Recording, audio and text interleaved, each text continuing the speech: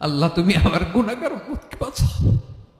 এই দুনিয়ার বুকে রব্বুল আলামিন সব নবীকে একটা করে দাওয়া মুস্তাজাবা দিয়েছেন, মানে যে দোয়া করলে কবুল হয়ে যায় সাথে সাথেই।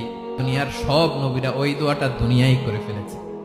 বিশ্বনবী বলবেন, আল্লাহ ওই স্পেশাল দোয়াটা দুনিয়াতে করি নাই, আজকে আমি তোমার দরবারে দাঁড়িয়ে কিয়ামতের দিন ওই দোয়াটা করছি। আল্লাহ আমার যে উম্মতের হৃদয়ে যাররা পরিমাণ ঈমান আছে, আমার একটা উম্মতকেও তুমি জাহান্নামে ঢুকাতে পারবা না।